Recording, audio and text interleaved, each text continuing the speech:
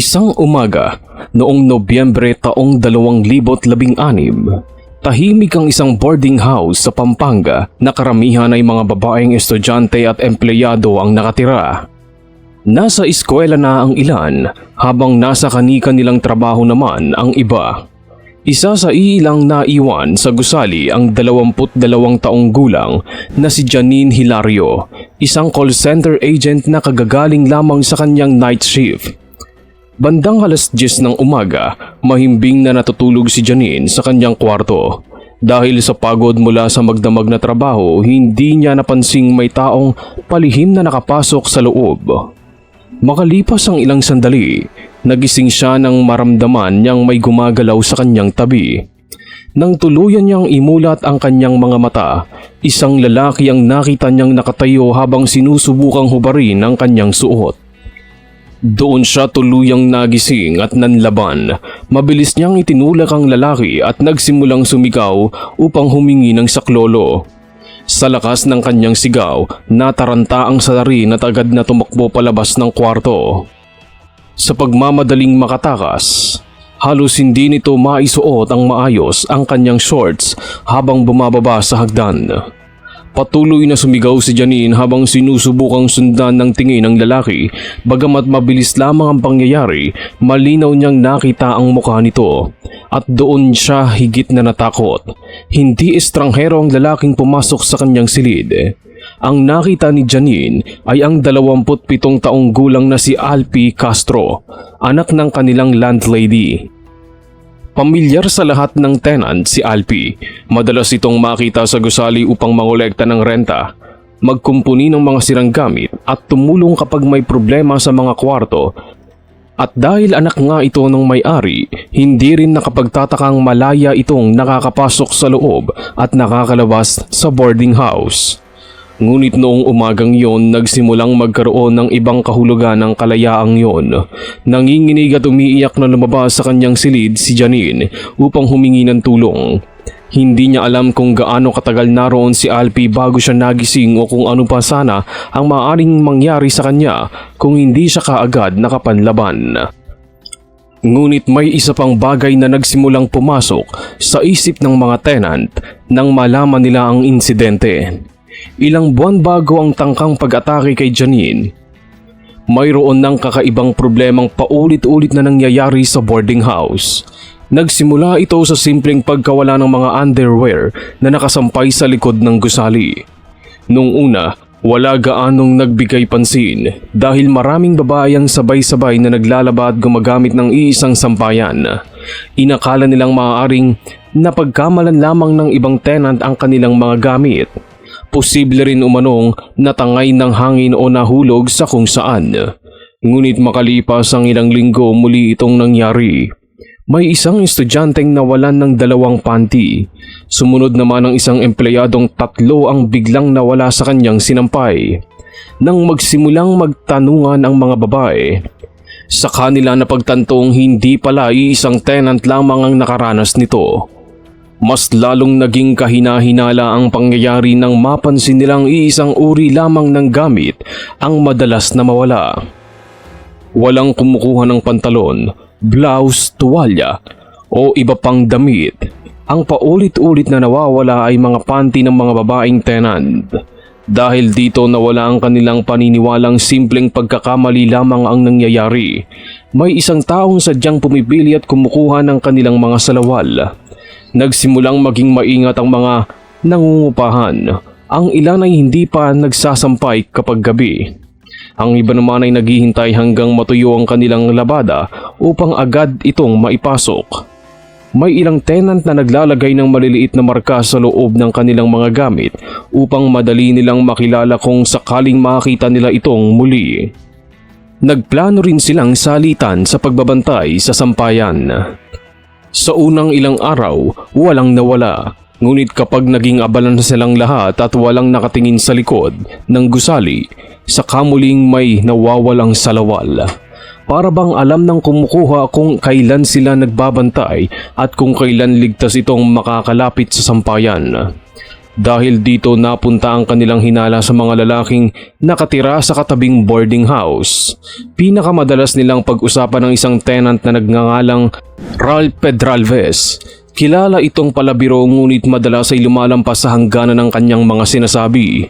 May mga pagkakataong nagbibitiw ito ng bastos na biro kapag may babaeng naglalaba at lantaran ding tumitingin sa kanila habang nasa sampayan. Para sa ilang tenant, sapat na yon upang paghinalaan siya. Minsan ay palihim pa nilang binantayan ang kilos ni Ralph. Inalam nila kung anong oras ito umalis at bumabalik sa boarding house. May pagkakataon ding sinundan siya ng tingin nang dumaan ito malapit sa kanilang bakuran. Ngunit wala silang nakitang anumang patunay. Hindi kailanman nahuling pumapasok si Ralph sa kanilang bakuran. Habang lumilipas ang mga linggo, lalo naging misteryoso ang pagkawala ng mga gamit. Ang mga babae ay nagsimulang magduda sa halos bawat lalaking dumaraan sa paligid ng gusali. Ngunit may isang taong hindi nila isinama sa kanilang listahan. Isang lalaking madalas nilang nakikita sa loob mismo ng boarding house. May dahilan siya upang pumunta sa sampayan, sa pasilyo at maging sa harap ng kanilang mga kwarto nang hindi pinagdududahan. Sa tuwing may nawawalang gamit, nakikiusosyo rin siya at kung minsan ay tumutulong pang maghanap. Siya si Alpi Castro. Sa lahat ng lalaking madalas makita sa boarding house, si Alpi ang isa sa pinakahuling paghihinalaan ng mga tenant. Mula pa noon ay normal na ang kanyang pagpasok at paglabas sa gusali. Kapag araw ng bayaran, siya na ang madalas utusang mangolekta ng renta. Kapag may sirang gripo, ilaw, kandado o bintana, si Alpi rin ang pinapapunta upang tingnan ang problema. Dahil dito kabisado niya ang halos bawat bahagi ng boarding house. Higit sa lahat, may access pa siya sa mga duplicate key ng mga silid na ginagamit kapag may emergency o kapag aksidenteng naiwan ng tenant ang sariling susi. Tahimik at mailap si Alpi. Sa edad na 27 wala pa siyang naging karelasyon. Ayon sa ilang nakakakilala sa kanya, torpe siya pagdating sa mga babae at madalas umiiwas kapag maraming tao. May ilan ding nagsasabing minsan ay nagiging kakaiba ang kanyang pagtitig. Ngunit dahil bihira naman siyang magsalita, walang gaanong nagbibigay pansin dito. May isang pangyayari rin sa kanyang nakaraan na hindi alam ng mga tenant. Noong nag-aaral pa si Alpi sa kolehiyo, minsan na siyang inireklamo ng isang babaeng kaklase matapos umano nitong sapilitang halikan ng babae. Umabot sa pamilya ng dalawa ang problema. Ngunit hindi na ipinagpatuloy ang formal na reklamo matapos makiusap ang pamilya ni Alpi. Sa paglipas ng panahon, tila nakalimutan na rin ang aksidente at lalong naging mailap si Alpi. Samantala sa boarding house, may iba pang mga pangyayari noon ay hindi na pagdudugtong-dugtong ng mga babae. Isang tenant ang minsang nakapansin ng anino sa labas habang naliligo siya sa common bathroom. Nang agad niyang buksan ang pinto, wala na siyang nadatnang tao. May isa namang nakarinig ng mga yabag sa bubong ng banyo habang ginagamit niya ito. Inakala lamang nilang hayop ito at hindi na pinagtuunan ng pansin. Sa isa pang pagkakataon, may tila cellphone na nakalagay sa kakaibang pwesto malapit sa ventilation opening ng communal bathroom. Bago pa nila malaman kung kanino yon, bigla na lamang itong nawala. Dahil walang malinaw na ebidensya, isa-isa ring binaliwala ang mga insidente. Ang mas nakapagtataka sa tuwing pinag-uusapan ng mga tenant ang mga ito, nakikisali rin si Alpi. May mga pagkakataong siya pa mismo ang tumutulong sa paghalugkog sa likod ng gusali upang malaman kung may ibang daanan papunta sa sampayan. Minsan ay nagbabala pa siyang siguraduhin nakasara ang gate dahil baka may estrangherong palihim na pumapasok. Dahil dito, lalo siyang hindi pinaghinalaan. Ngunit matapos ang nangyari kay Janine, si Alpi ang naging suspect sa lahat ng mga kakaibang nangyari sa mga nakalipas na buwan. Matapos makatakas ang salarin mula sa kwarto, agad na humingi ng tulong si Janine Hilario sa kanyang mga kasamahan sa boarding house. Nanginginig pa siya habang ikinukwento ang nangyari at malinaw niyang itinuro si Alpi bilang responsable sa iskandalo. Mabilis ding nakarating sa pamilya Castro ang nangyari.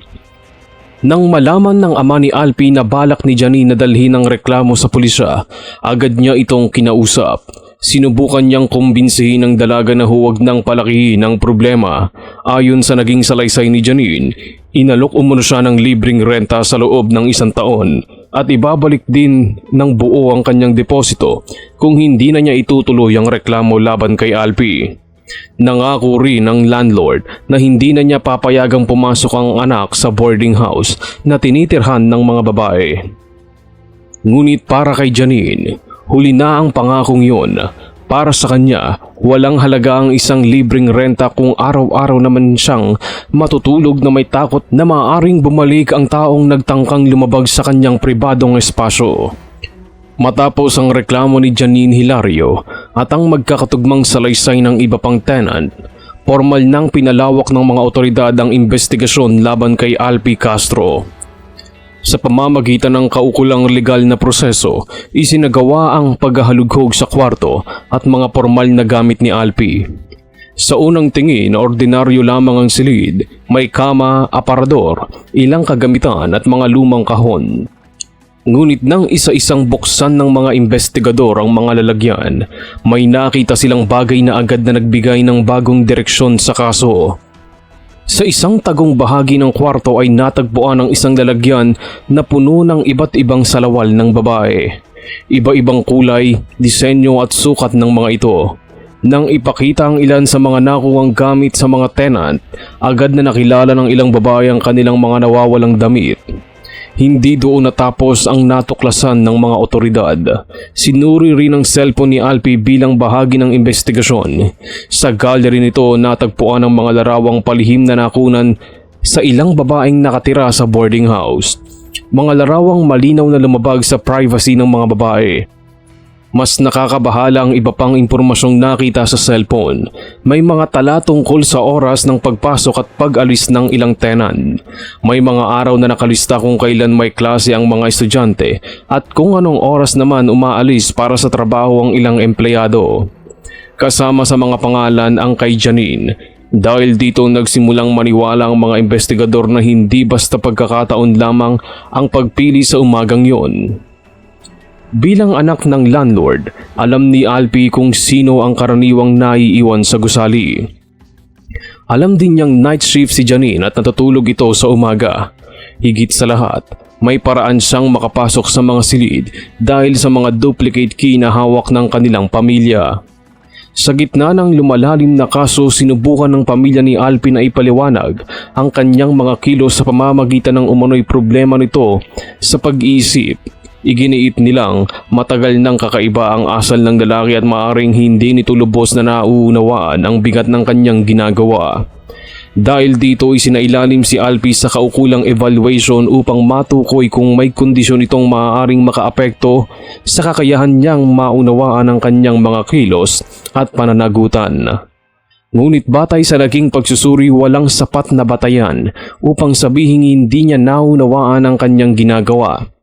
Sa halip naging mahalagang bahagi ng kaso ang paraan ng pagtatago ng mga gamit, pagpili ng oras kung kailan walang tao, pagtatala ng schedule ng mga tenant at ang pag-iwas niyang mahuli sa loob ng maraming buwan. Para sa mga investigador, ipinapakita ng mga ito na may malinaw na pagsisikap na ilihim ang kanyang mga ginagawa. Matapos makumpleto ang investigasyon, sinampahan si Alpi Castro ng mga kaukulang kaso kaugnay ng tangkang pag-aabuso kay Janine at iba pang paglabag na lumitaw mula sa mga ebidensyang nakuha sa kanyang kwarto at cellphone. Pinagtibay ang mga ebidensyang ito ng mga magkakatugmang salaysay ng mga biktima. Sa naging paglilitis, muling iginiit ng panig ni Alpi na dapat isaalang-alang ang kanyang kalagayang pangkaisipan bagamat hindi ito kinatigan ng hukuman. Taong 2018, napanagot si Alpi sa mga paglabag na napatunayan laban sa kanya at ipinataw ng hukuman ng kaukulang parusa ng pagkakakulong na aabot sa 12 taon. Ngunit hindi natapos sa hatol ang epekto ng nangyari.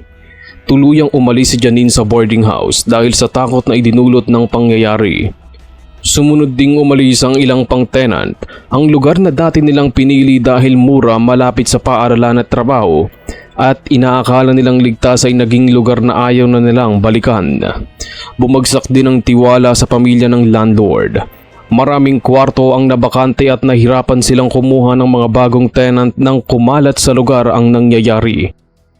Sa huli, ang pagpasok ni Alpi sa silid ni Janine ang siya ring nagbukas sa lihim na matagal niyang itinatago. Ang boarding house na dapat sana'y ligtas na tahanan ay naging lugar ng bangungot para sa mga nangungupahan. Ngunit ika nga nila, lahat ay may hangganan at sa pagkakataong ito nahanap ng salarin ang kanyang wakas sa loob ng kulungan.